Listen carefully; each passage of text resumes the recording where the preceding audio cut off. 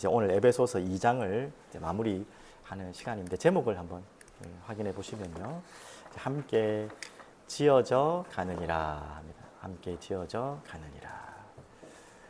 이제 에베소서 2장이 이제 전기되는데 제일 먼저 우리 질문이죠. 당신의 지금 도피처는 예전에 한번 드렸던 말씀 같은데 하여튼 할머니가 극단적인 선택을 하셨어요. 70대 할머니께서. 그래서 이제 구조하시던 분들이 구조를 하고 다행히 돌아가시지 않으셨고 거기에 이제 뭐라 해야 되나요? 일기장이라 해야 되나 메모장이라 해야 되나 하여튼 1년 내내 참 착실한 할머니 같아요. 글을 쓰는 일기를 쓰는 메모를 하는 할머니셨는데 그 메모를 딱 보면서 이분이 이렇게 그래서 이런 안 좋은 선택을 했구나라고 충분히 예상되는 글을 1년 내내 360일 같은 글을 쓴 거예요. 뭐라고 썼다고 나와 있죠, 맞죠? 오늘도 아무도 나에게 오지 않았음. 좀 먹먹한 이야기죠, 맞죠? 얼마나 외로웠겠습니까? 가족이 계신지 안 계신지는 모르지만 계셨다고 하면 더 이거는 심각한 이야기가 될 수도 있고 계셔도 요즘에는 그런 부모도 있죠, 당연히. 워낙 가족들이 바쁘니까 찾아오실 수 없을 수도 있겠지만 그것도 문제지만 이 할머니의 마음이 지금 문제지 않습니까? 그렇죠? 이 할머니의 문제가 뭡니까 도대체? 이 고독사인데 결국 고독사가 아니죠. 쭉 돌아가시지 않았어요. 이 고독이 너무 힘들기 때문에 그 누구에게도 쉴 곳이 없었던 거죠. 당연히 자녀가 해주면 좋겠지만 자녀가 아니더라도 어딘가에 쉴 곳이 있었어야 되는데 없었다는 이야기가 되는 거죠. 그리고 우리 미국에 잘 아시는 그 소설가 해밍웨이가 그 아버님이 그 총으로 자살했다고 듣고 있거든요. 근데 이분도 그렇게 대단한 노벨상을 타고 했지만 마지막에 총으로 또 마지막을 똑같이 아버지처럼 마지막을 했어요. 돌아가시기 전에 했던 글이라고 해야 되나? 자기의 말이라고 해야 되나? 이렇게 남겨져 있다고 합니다. 나는 종이 한번 보시면요. 같이 한번 읽어볼까요? 나는 전류의 흐름이 그치고 필라멘트가 끊어진 전구처럼 고독하다. 좀 뭐가 좀 와닿습니까? 역시 글 잘 쓰시는 분은 다르긴 한데 참 너무 마음이 안 좋죠. 근데 딱 이런 요즘에는 필라멘트 하면 잘 모르는 분들도 많겠지만 LED가 뭐 필라멘트 모르겠지만 그 필라멘트가 끊어져 버릴 때 여러분 다 아시잖아요. 그때 오는 뭔가 단절된 그리고 그로 인한 캄캄함의 적막함이 이 글 잘 쓰는 해밍웨이의 마음을 완전히 덮어본 거죠. 그게 이제 끝이 없는 어둠에 잡혀서 결국 안 좋은 선택까지 할 수밖에 없는 상황입니다. 뭐 2명만 예를 들었지만 지금 이 땅에 많은 분들이 이런 뭔가에 단절된 그래서 결국 오늘 방금 서론에 제목 드린 것처럼 뭐가 없습니까? 피할 곳이 도피처가 없습니다. 불안하고 뭔가가 막막한데도 도망갈 곳이 없어요. 잠시 쉴 곳은 각자들 있겠죠. 스트레스 푸는 방법도 있겠지만 그거 굉장히 좋습니다. 중요하고. 하지만 근본적인 답은 안 되잖아요. 당연히 그런 것도 있어야지 우리가 머리도 쉬고 마음도 쉬는데 영원한 도피처는 될 수 없고 또 근본적으로 해결이 안 되잖아요. 그래서 오늘 그 질문입니다. 여러분은 당신의 지금 도피처를 어디로 순간순간 삼고 계십니까? 그리고 그 도피처는 진정한 도피처가 되어졌습니까? 지금까지? 그리고 영원한 진정한 도피처가 맞습니까? 라는 질문을 하면 아직 물음표가 많으실 겁니다. 그렇죠? 그래서 오늘 거기에 대한 성경의 답이라고도 볼 수 있죠. 그게 1번에 나왔죠. 시작되는 교회를 말하는 거죠. 교회 오라는 말이냐? 꼭 그런 말은 아닙니다. 그런 말일 수 있겠지만 그것이 좁은 의미가 아니고요.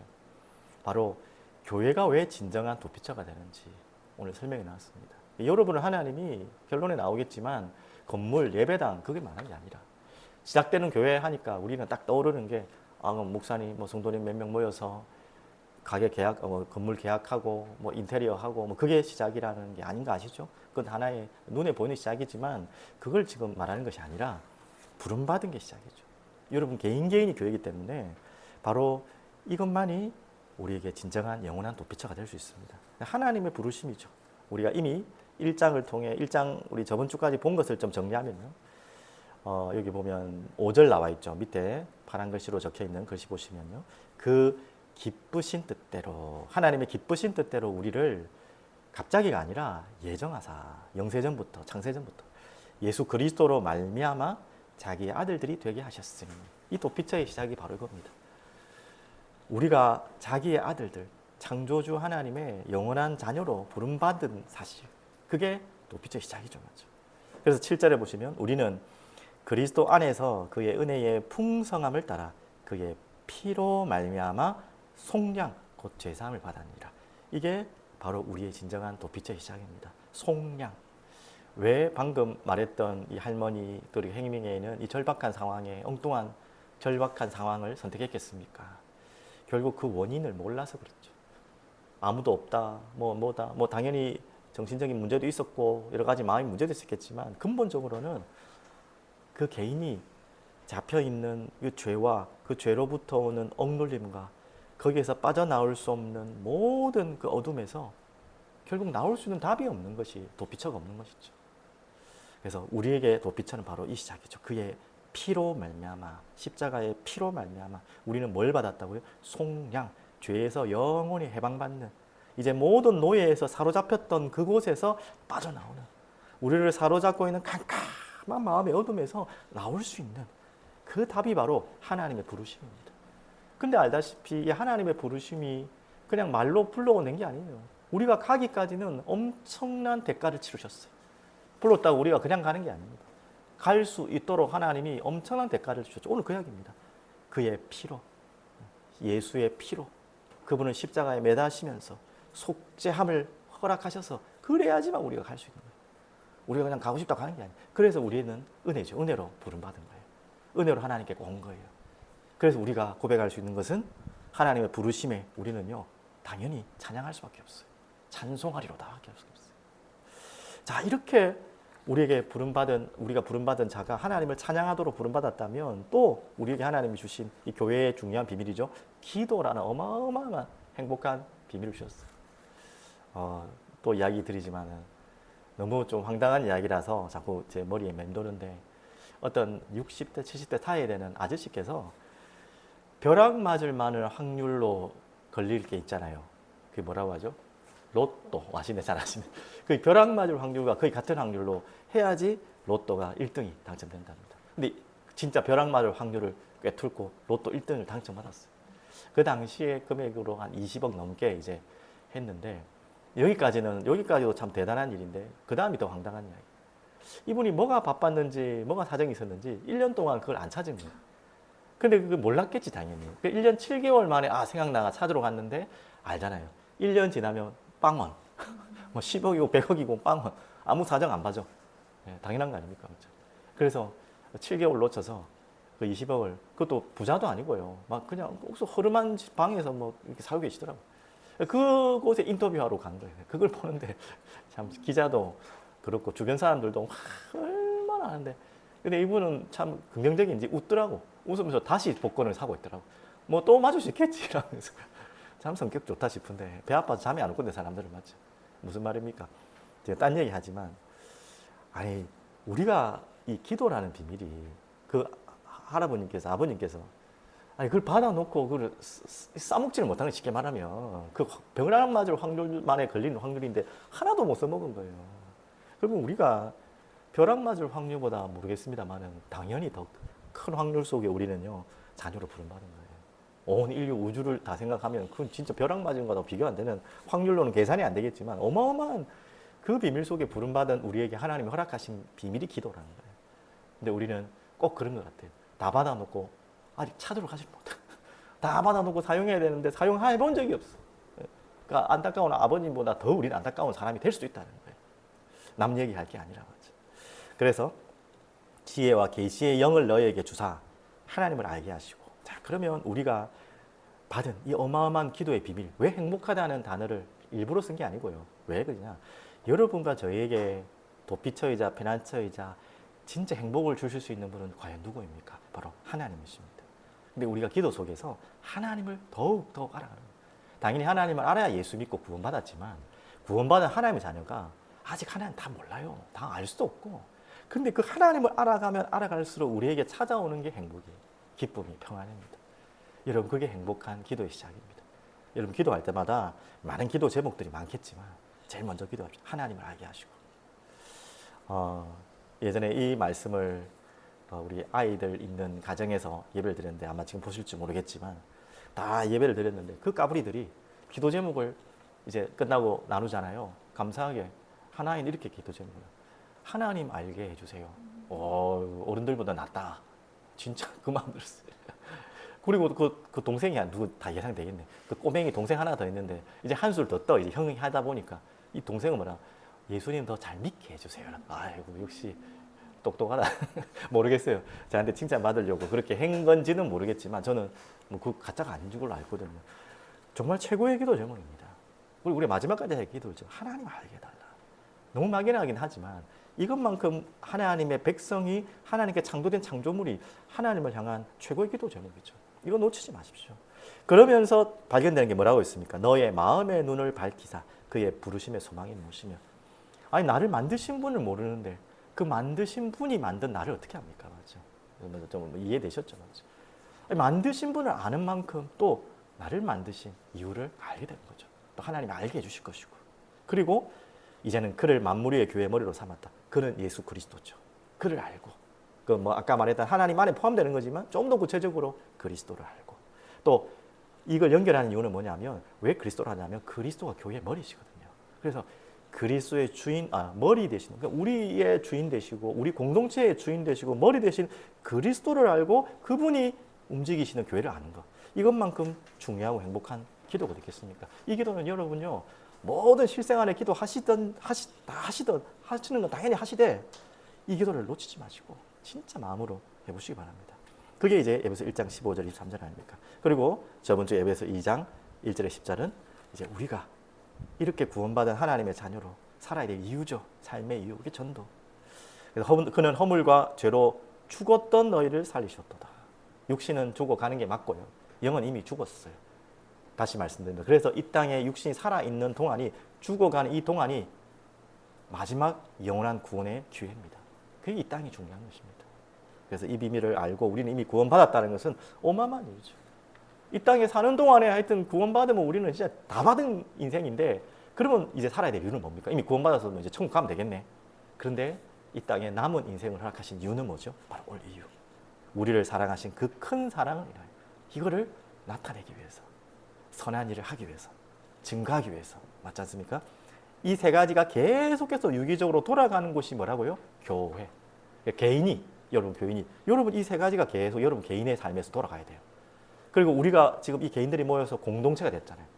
뭐 짧게 말하면 사랑이 흐르는 교회가 됐잖아요. 그럼 사랑이 흐르는 교회가 뭘 하는 곳입니까? 하면 이겁니다. 하나님의 부르심에 감사와 찬양과 예배 드리는 것이고요. 날마다 하나님을 알고 그분의 부르신 소망을 알고 교회를 위해서 기도하는, 그리고 이 땅에 이 복음을 증가하는, 정말 이게 바로 교회가 해야 될 일이다. 바울이 참 조직적인 사람이죠. 하나님 성령에 감동받았겠지만 이렇게 하나하나를 저번 주까지 이렇게 나누고 오늘 이제 그 교회에 대한 내용들을 그 내용과 함께 연결해서 설명하는 내용입니다. 그래서 두 번째 보시면, 제가 정신없이 다 했네요. 하나도 자막을 안 넘기고 해버렸는데 다 이해하실 거니까 다 넘기겠습니다. 성경 구절도 아마 여러분들 화면들 다시 한번 보시고 행복한 기도 속에서 말씀들을 보시면서, 자 그러면 이제 두 번째 대지를 보시면 함께, 오타도 나왔네, 지어져 갈 교회 하면서 나와 있죠. 이 세 가지로 제가 오늘 본문을 나눠서 했는데, 첫 번째는 그때의 너희, 두 번째는 이제는, 세 번째는 그러므로, 이렇게 세 가지 나오는데 좀 시간적인 개념으로 이해하시면 됩니다. 그때라는 건 우리의 과거죠. 이제는 지금 오늘 말한다면 그러므로 이제 우리가 해야 될 미래를 함께 나타나는 건데요. 자, 제일 먼저 그때 너희는 12절 한번 다 같이 한번 보겠습니다. 그리스도 밖에 있었고 이스라엘 나라 밖에 사람이라 약속의 언약들에 대하여는 외인이요 세상에 소망도 없고 하나님도 없는 자이더니. 자, 방금 우리 에베소 1장에 2장에 다 나왔듯이 이런 저희들의 과거 속에서 하나님께 부름 받았다는 거예요. 가볍게 읽었지만 가벼운 이야기 아닙니다. 그리스도 밖에 있었다. 보통 일이 아니죠. 이스라엘 나라 밖에, 이건 이해되시죠? 우리가 대한민국인데 그럼 이스라엘 밖에, 그 말이 아니잖아요. 이스라엘 나라란 하나님의 나라의 백성이 아니라는 거죠. 약속의 언약들에 대해는 외인이요. 이 하나님의 영원한 생명의 약속과는 멀어져 있는, 아니 완전히 파괴되어 있는 그런 외인이요. 세상에 그러니까 소망이 없고 소망을 찾고 있지만 그게 소망이 안 되는데 소망을 찾고 있죠. 하나님도 없는 자였던 우리가 이제는 두 번째 어떻게 됐습니까? 13절, 18절 다 읽었지만 한마디로 13절을 먼저 같이 읽으면 이래 됩니다. 이제는 너희가 전에 멀리 있던 너희가 그리스도 예수 안에서 그리스도의 피로 가까워졌느니라. 이제는 어떻게 됐다고요? 이렇게 소망 없고 하나님 밖에 하나님 나라 백성이 아니었던 그리스도 밖에 있던 외인이었던 우리가 이제는 그리스도의 피로 가까워졌느니라. 오늘 그 이야기가 13절, 18절까지 계속 나오는 것입니다. 그래서 이번 주에 우리 말씀 나눴지 않습니까? 예수님께서 70인 제자들을 둘씩 보내면서 그 가정들에게 방문하며 동네로 나가서 뭘 빌어라? 뭘 말씀을 전하라? 아주 간단한 복잡한 단어가 아니고요. 두 글자 평안을 메시지해라 한마디요. 평안을 빌라. 그걸 받는 사람은 그 안에 있고 없는 사람은 신발 떨어버리고 또 가라. 딴 데로 가라. 그렇게 말씀하셨잖아요. 그 평안이 결국 오늘 조금 더 확장되는 의미로 화평, 평화, 화목 다 같은 말이죠. 한마디로 평안은 누구와 화목해야지만 올 수 있다는 말입니까? 하나님과. 아까 말했죠. 그리스도 밖에 있었다는 말은 하나님과 원수됐던 자예요. 우리가 화평이 찾아오는 답은 뭐냐? 하나님과 하나 되죠. 왜 지금 불안하고 왜 그렇게 화평이 없고 평안이 없냐면 하나님과 단절되어 있기 때문에. 아니, 자식이 부모랑 지금 단절되어 있단 말이에요. 육신적으로도 한번 생각해 보십시오. 저 이쁜 갓난아기 아기들이 엄마랑 아빠랑 단절되어 있단 말이에요. 그 아이에게 화평이 있겠습니까? 평안이 있겠습니까? 육신적으로도 마찬가지예요. 영적은 더 심각합니다. 우리가 하나님과 분리된 상태가 불안과 어두움과 절박함이 오는 것입니다. 서론의 인물들이 바로 그런 지금 자리에 있었던 사람들이죠. 그래서 우리에게 정말 필요한 것이 뭐냐? 평안, 화평케 하는 그 그리스도의 피로, 그리스도 예수 안에서 멀리 있던 우리가 하나님과 가까워져. 자, 그러면 이제 우리의 삶의 이유와 미래들이죠. 그러므로 이제는 어떻게 됩니까? 자, 19절부터 22절까지인데 20절, 22절까지 보시면 이렇습니다. 너희는 사도들과 선지자들의 터 위에 세우심을 입은 자라. 그리스도 예수께서 친히 모퉁이 돌이 되셨느니라. 여기까지 좀 보시면 아시죠? 이 모퉁이 돌, 제가 또 그림 밑에 넣어왔듯이 화면에도 또 보시면 나오겠듯이 이런 모퉁이 돌 있죠. 이제 면과 면을 쌓기 위해서 반드시 중심을 잡아줘야 될 기초적이자 반석 같은 있죠. 이 모퉁이 돌이 딱 받쳐줘야지 양면이 튼튼하게 세워지죠. 이게 뭐 깨지거나 이게 뭐 허접하거나 하면은 건물이 금방 무너져 버리겠죠. 제대로 세워져 나가지도 못하고 올라가지도 못하겠죠. 자, 이게 모퉁이 돌 역할입니다. 바로 누가 이 역할을 하셨다고요? 예수 그리스도께서 이 역할을 하신 거예요.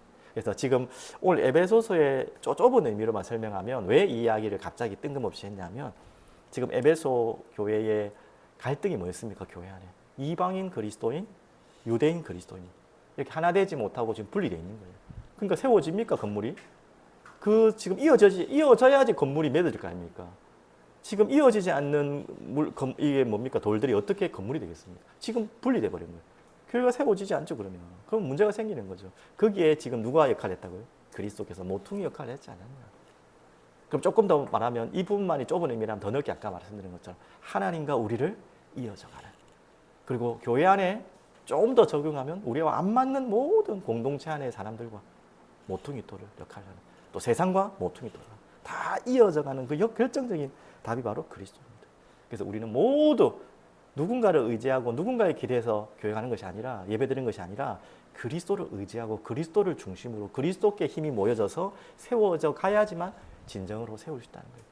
반드시 누군가를 의지하고 누군가를 바라보고 신앙생활하면 반드시 그 누군가 때문에 넘어져요.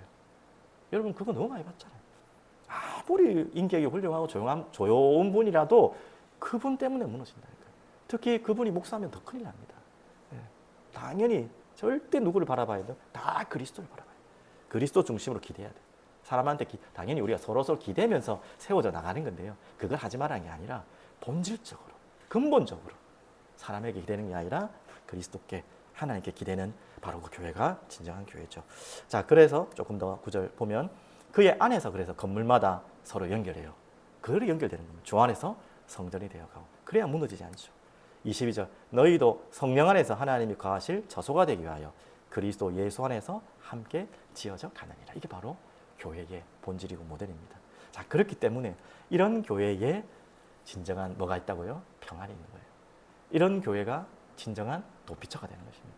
세상 사람들이 왜 교회로 와야 되느냐? 먹고 살기 바쁘고 재미난 거 즐거운 거 많은데 진정한 평안을 찾을 수 있는 곳은 교회 외에는 없어요. 왜? 교회에만 그리스도가 머리 되시고 주인 되시기 때문에. 자, 그러면 결론으로 교회라는 의미를 우리가 알고 있지만 가장 잘 알고 있는 에클레시아라는 뜻이 또 교회의 중요한 본질을 나타내는 단어죠. 세상에서부터 불러냈다. 뭐 좋은 표현이지만 건졌다는 거예요. 세상이 어떤 곳인데요? 영원한 죽음, 사망, 평안이 없는 영원한 절망이 있는 그곳에서 우리를 하나님 선택하셔서 아까 말한 것처럼 부르셔서 불러냈다는 거예요. 건져냈다는 거예요. 물에 빠져서 바닥거리고 죽어가는 그 사람을 건져내신 것처럼 우리를 죄의 사망의 그 늪에서 건져내셨어요. 그래서 우리를 교회로 부른 것, 그 교회라는 뜻입니다. 자, 그런데 여러분 알다시피 제일 많은 지금 한국 교회 유행어, 여긴 다 아시겠죠? 의외로 잘 모르시더라고요. 지금 한국 교회 분들은 거의 다 아는 단어인데 잘 모르는 분들이 많이 계신데, 가나안 성도 압니까? 우리 무슨 뜻인지 들어보셨어요? 아실 듯 모실 듯 거꾸로 읽으면 다 알 텐데, 가나안은 거꾸로 읽으면 다 아시죠? 안 나가. 안 나가 성도가 많다. 이게 이제 가장 대두됐던 때가 이제 코로나 때죠.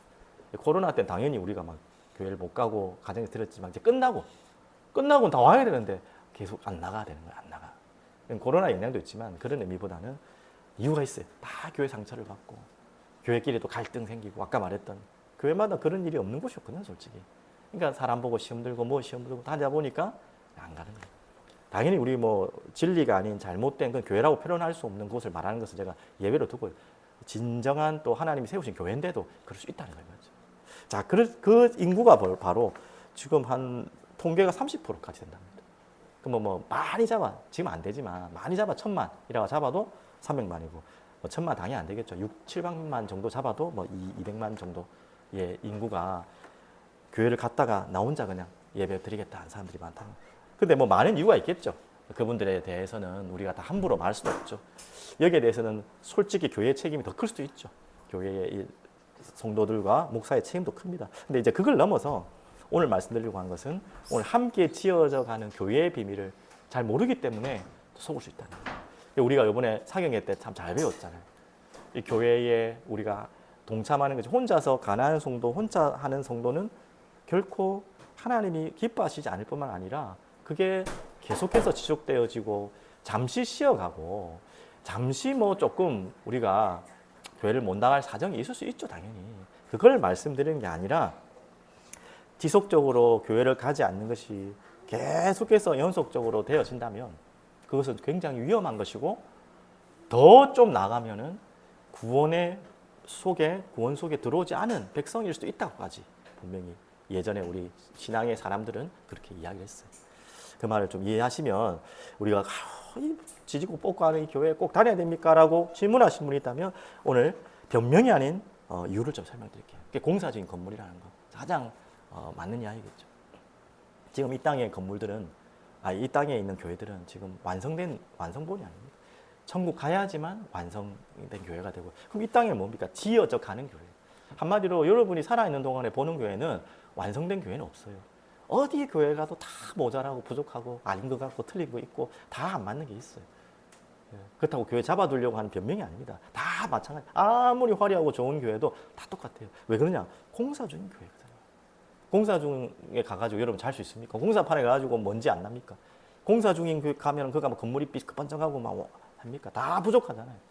계단도 이상하고 막 길도 뭐 났다가 막혀버리고 그것 때문에 힘들잖아요. 근데 그거 갖고 힘들 이유가 아니죠. 당연한 거잖아요. 공사 중이니까. 네, 그렇게 이해하시면 되겠습니다. 교회는 이 땅의 지구상의 교회는 아직 먼지 나고 또 잘못되면 또 부수기도 해요. 다시 또 세우기도 하고.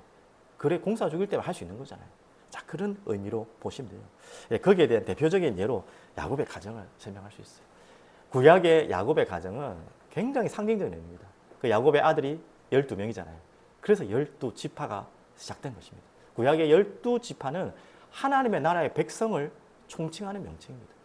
그리고 신약에는 12사도라는 의미가 있죠. 24, 그래서 계시록에는 24장로를 그렇게 의미하긴 하는데요.